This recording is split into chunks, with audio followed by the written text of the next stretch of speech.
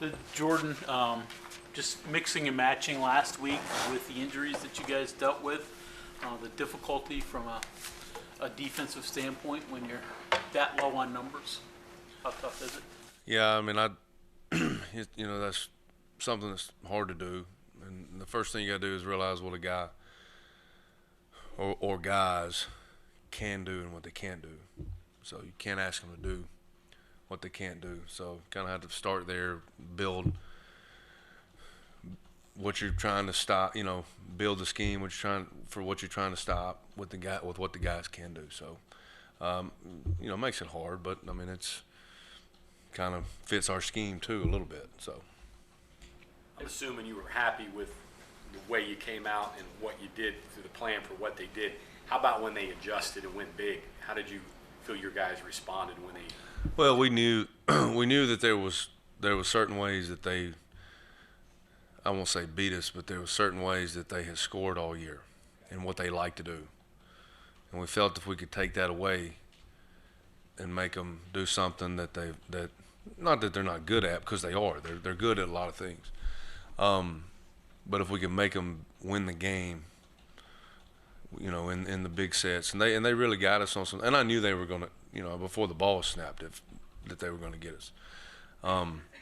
But it's just not what they like, how they like to score points. And so, once we made some minor adjustments late to get that stopped, we knew if we could be good on first down, we had a chance. If we get them second long, we had a chance. So, late we were able to do that.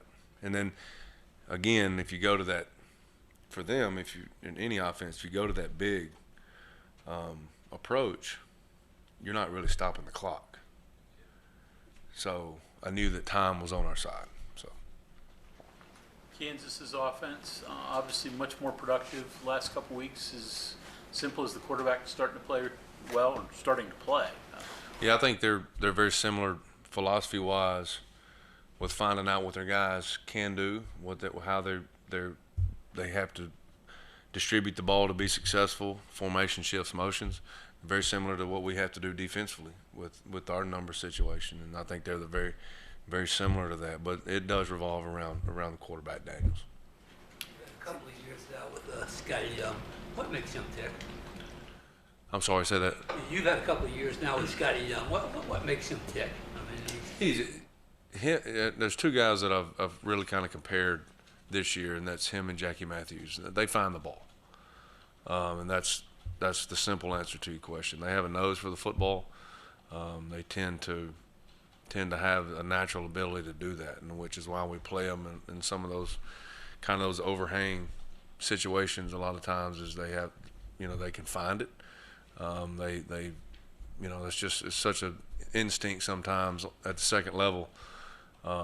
Guys that can do that, and so that's what it is. He just has a knack to find the ball. It has to be more difficult though when you're doing it one day at safety, one day at linebacker, one day at spear. I mean, it's being able to do that's got to be more than just instinct, I guess. Yeah, well, the thing I think where it comes down to our job is to try to relate the two.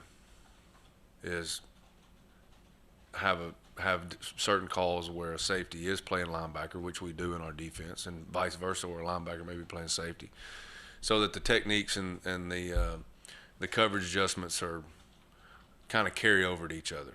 So it really kind of, where it looks like on paper you're playing a different position on the board or on the grass, you're really not. Akeem Mesidor, he's gotten a lot more attention, it seems like, from offensive lines, but his, development through the season? Yeah, I mean, I think a lot of that's, if I look at the production, it's probably down a little bit. I don't know the exact numbers, but a lot of what we're asking him to do, quite honestly, is not fair to him.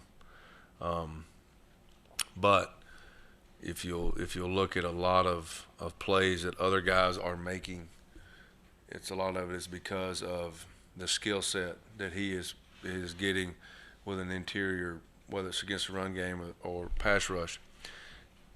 Case in point, you don't have to look any further than Sean Mahomes' interception.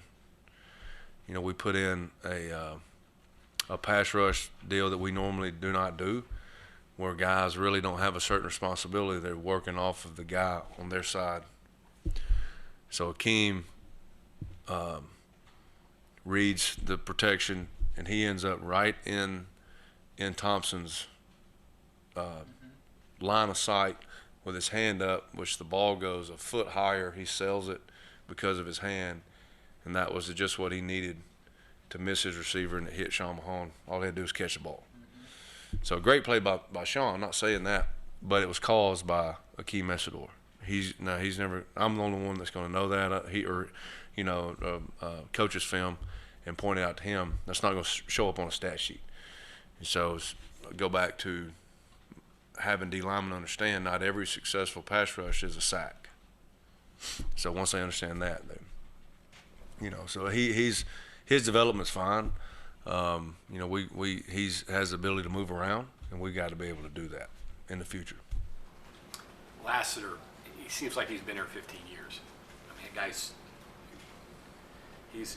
what do you see from him? I mean, he's what you've seen for all those years. He's a playmaker. Does a great job. Do you plan on Dean? I guess. Neil. I'm sorry, Neil. He got nicked up a little bit.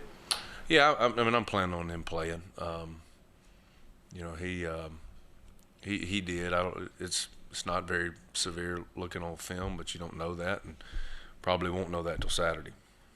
When you look at this offense, what do they do best, in your opinion? They find ways to create success. I guess the best way to put it. They're shifts, motions. Let me go back. They find ways for their personnel to have success. All right, and they're like I said, they're very similar offensively to us defensively. They have to find different ways to that benefit their personnel. So that's probably what they do best. They protect the pocket, they move the pocket, protect the quarterback, get the ball out fast. All those things that are gonna kind of fit what Daniels is good at. So that's what they do best. What have you seen growth-wise from Daniels? I think decision making. They don't ask him to do a whole lot as far as his reads, but he makes good decisions with the ball and makes good decisions with it on the run. So he's and then athletically with his feet, that all creates another set of issues. What did you see from St. McLeod on Saturday, and I guess what does it say about him that you're comfortable enough? I know you're thin in that area, but to have him play every defensive snap of the game. Yeah, I mean, any young man that his first college start against, however you want to think about Texas, it's still University of Texas, and for him to step up into that is tremendous. Says a tremendous amount about him, but he's very similar to what I say about Jackie and Scotty. Saint has a nose for the football, and so when you have that, you don't have to. That's a skill and a natural ability that you don't have to coach. Then he's ahead of most guys at that position that are his age. So Saint's got a bright future. Jordan, they had a tough game. Coastal Carolina, I think, gave a bunch of sacks. Not since then. Very few. Anything, you kind of mentioned some of them, have they schemed that way to protect their line, like with the move in the pocket and getting rid of it quick, or is their line just that much better that they can do those things now? I think it's a combination of both. I think they've improved tremendously on their offensive line. They've moved some personnel around, and then they move the pocket, different schemes that they do. I think it's a combination of both. This is probably not what you want to think about, but this could be Still's last game at West Virginia, if this were a bowl game. How will you remember him and what he's done defensively? Yeah, I mean, Dante is always a guy that has these big time flash plays, usually in key moments of a game. So he enjoys the crowd, especially at home. He enjoys being that, always a spark plug or a spark, whatever you want to call it. But Dante's special plays are really special. You go back and watch them. And I think he's a special player. I think he but that's what I remember. He always has. It's always, the other day he really kind of gets us going. First play of the game, with a tackle for loss, or it's always a key sack. The Oklahoma State game, it's an interception on a screen after the game didn't open the way that we wanted it to, and kind of got us back in it. It's always those plays that kind of ignite the fire that we need in key points. So that's probably what I remember more than anything. Jordan, question I got to ask. Your alma mater has a head coaching opening. Are you at all interested? Yeah, I mean, it's nothing more than speculation right now. Just trying to get to the Kansas game and move on from there. But nothing more than speculation. Sorry about jinx this, Jordan, but according to the stats, Taj hasn't missed a tackle all year. And he's played a ton of snaps with TFLs and tackles too. That's a pretty impressive number, but is that kind of the way he plays too? He's under control, he kind of knows what he's doing. And Who was that again? I'm sorry. Taj Alston? Yeah. I mean, the thing about Taj is an extremely high effort kid. And that's all the plays that he makes. And Taj is a good football player, don't get me wrong. But Taj is a relentless guy to the football. He is a lot more power and strength than he is speed and finesse, which is good. That's what his body type is. That's what his skill set is. He plays a tremendous amount of effort, and he's one of my favorite kids to coach. And then what he's been through, just loves playing ball. Scotty, Jackie, Saint around the ball kind of guy? That's a good way to put it, yes. Yeah. On the line of scrimmage, yes. He's very similar, has a knack for the ball, has a knack for the pocket. All of his plays, especially the TFLs that you mentioned, all of those, if you go back and watch them, are very simply football plays, whether he's playing behind a scheme, he loses his gap and makes up from behind. A lot of guys that just have a knack to find the ball. You see them. That's kind of how they look on film, and that's what Taj is. Is that an easy thing to scout? Just because it's so obvious the guy's chasing it down? Yeah, usually it is. Yeah, they that's one of the things on video that we evaluate is whether you want to call it field awareness, basic football awareness, of D linemen specifically, pocket awareness, football knowledge. Those guys, and sometimes it's a skill they don't even know that they have, or it's not even listed on paper. It's just they find the ball. So yes, it is a thing that we evaluate. These guys haven't scored a lot of points, but they've got 85 in the last two games. Is that because of comfort with Daniels, you think? Yeah, I think so. And I go back to, Coach Brown said it all last week when he was talking about preparing for Texas. You go back and you watch that film, they just made plays, and in key situations the other night against TCU, the same thing. They made some plays, and I think the more you see that, the more it revolves around that guy, and they feel comfortable with him and whatever he's doing, and he just very simply revolves around him.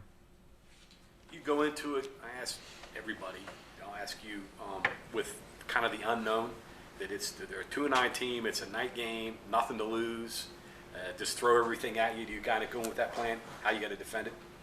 Yeah, that's exactly what it is. You go into it and you're like, all right, you try not to guess too much. Yeah.